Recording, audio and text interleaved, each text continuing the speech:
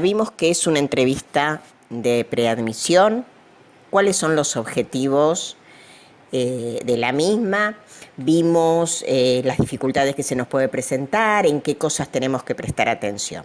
Ahora lo que vamos a hacer es desglosar una planilla de admisión. Esta planilla, este modelo fue presentado, se lo presentamos Mariel, María Rosa y yo al doctor, porque es un tipo de planilla dirigida, si bien tiene muchas preguntas, pero es muy fácil de llevar a cabo porque las respuestas son muy concretas. Al observar la entrevista van a ver que hay como sectores que están separados por color. Porque los vamos a analizar sector por sector. Esto es para que lo identifiquen más fácil. Cuando ustedes la tengan, va a estar en una fotocopia, por ejemplo, va a estar toda en negro. Los sectores se van a dar cuenta que están separados por un renglón en blanco. Bueno, vamos a empezar por la primera parte, que es los datos personales.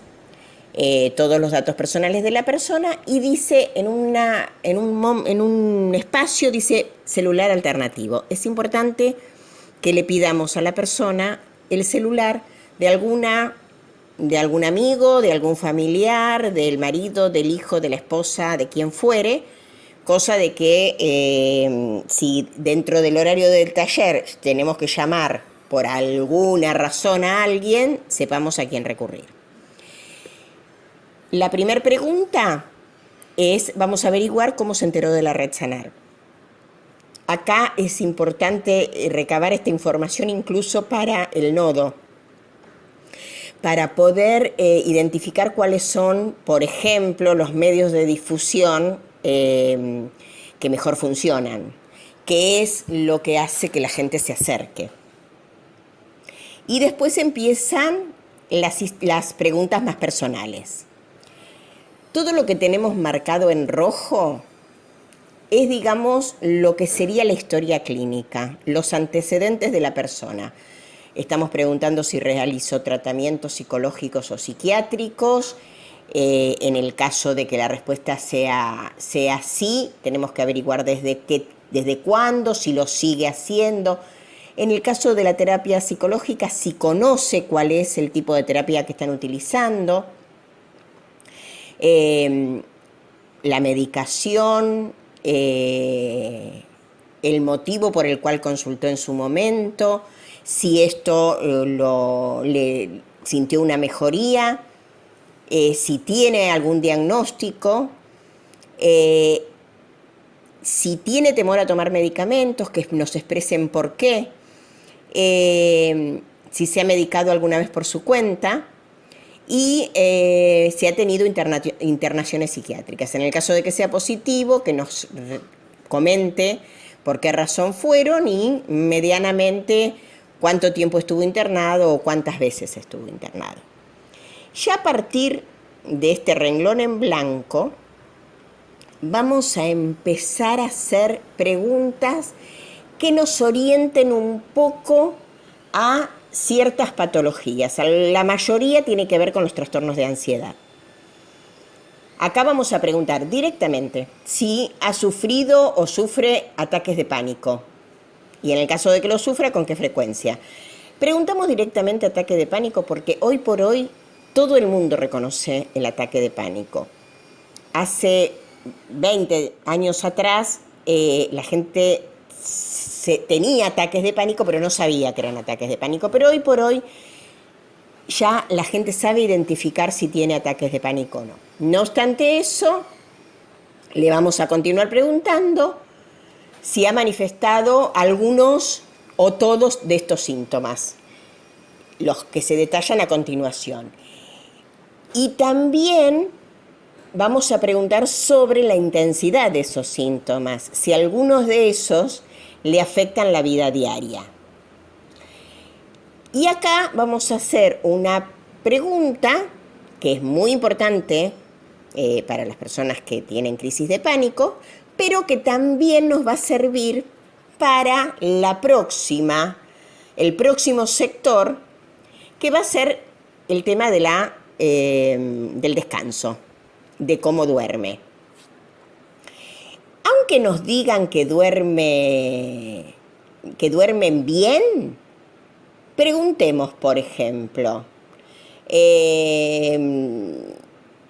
o sea, aunque nos digan que no tienen problemas para dormir, igual le vamos a preguntar cuántas horas duerme, en qué horario, porque esto sí, hay muchas de las personas cuando ingresan a la red Sanar que no tienen, digamos, noción de lo que es el trastorno de sueño, no tienen conciencia de los trastornos de sueño. Entonces es muy importante que indaguemos a ver qué consideran ellos que no tienen problemas para dormir. Esto nos introduce en la próxima patología que vamos a tratar de recabar datos, que tienen que ver con la depresión, que si bien no es un trastorno de ansiedad, pero es pánico, depresión, son, digamos, patologías que vamos a encontrar mucho en la red. Entonces vamos a preguntar por el aumento o la disminución del apetito, cómo es un día de su vida, si tiene pérdida de interés, si está decepcionado. Si acá, en la parte de depresión, hay preguntas que también van a tener que ver con identificar depresiones ansiosas o incluso depresiones bipolares. Fíjense que hay preguntas como, ¿se considera que es una persona capaz de disfrutar del ocio o necesita estar siempre en actividad? Esto un poco nos puede dar la pauta de una depresión ansiosa.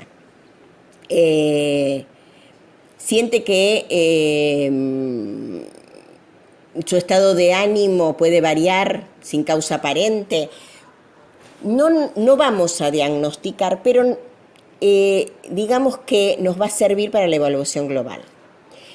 Ya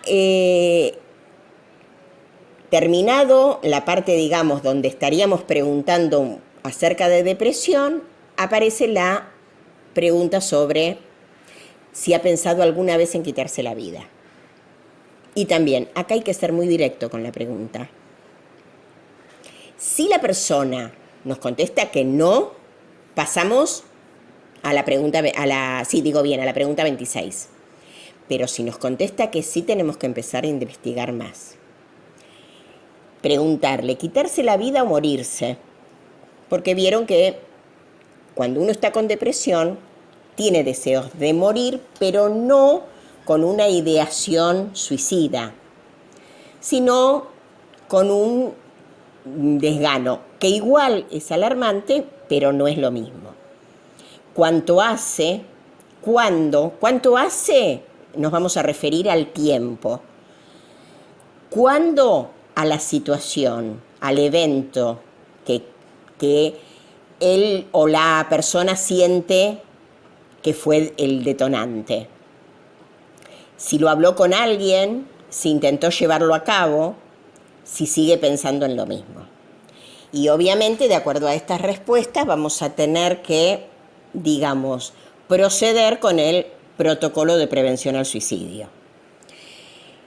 Ya la segunda etapa vemos que están cambiando de color. Tenemos como otro tema. Y cuando empiecen a leer las preguntas, se van a empezar a dar cuenta que está apuntado al TAG. Habla de las preocupaciones, habla de las exigencias, habla de la incomprensión, si son personas quejosas, si son personas que suelen culparse o culpar a los demás, si esas preocupaciones las llevan a la hora de dormir. Nos va a dar un indicio sobre TAG. Las próximas, que son 4 preguntitas, van a apuntar a la fobia social y a una fobia específica. Vamos a hablar de si se considera extremadamente tímido o tímida, qué grado de sufrimiento le genera eso, si preocupa alguna situación en particular, como por ejemplo hablar en público o dar un examen. Y si considera que tiene alguna fobia específica. Eso también se pregunta en forma directa porque las fobias también son fácilmente reconocibles.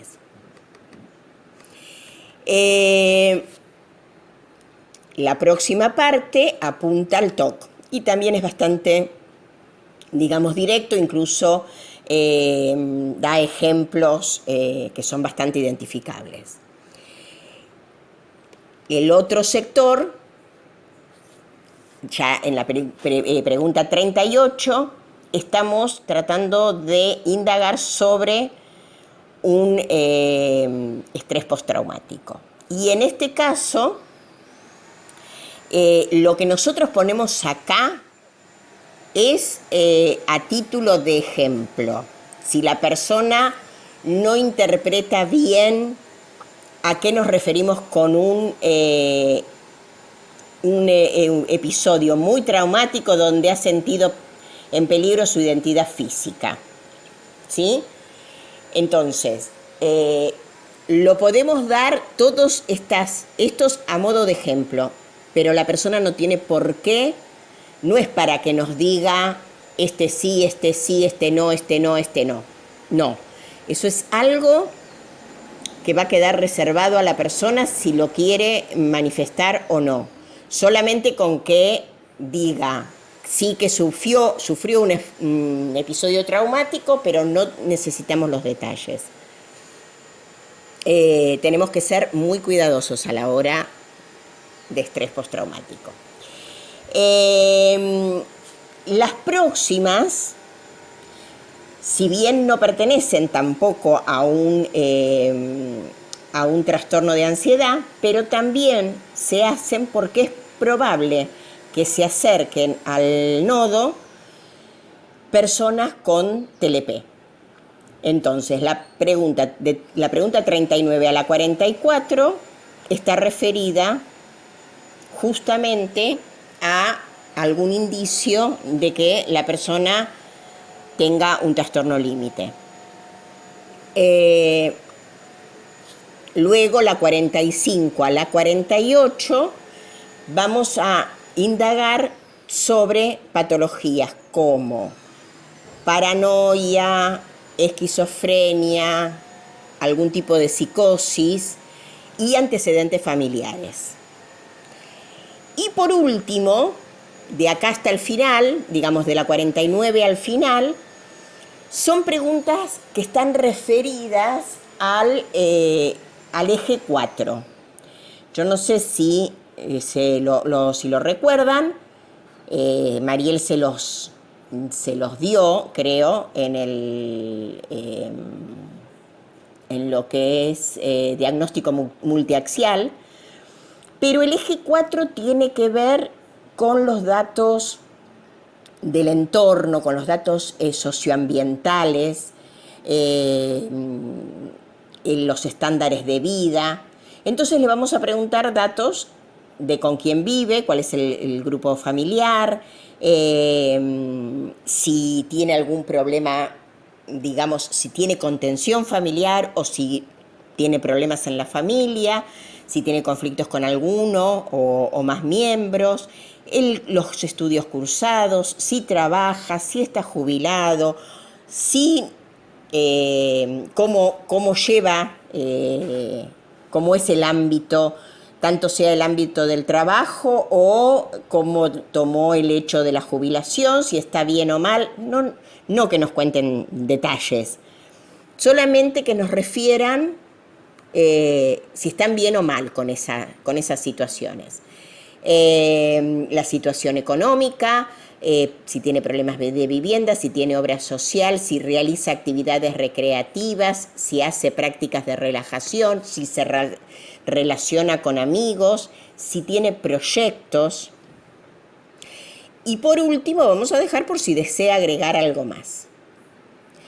Esto, en definitiva, es, digamos, el resumen de cada partecita de la entrevista diagnóstica. Como verán, son todas preguntas muy concretas que nos debería llevar el tiempo que tardamos en hacer las preguntas y un poquito más. Pero es muy completa toda la información.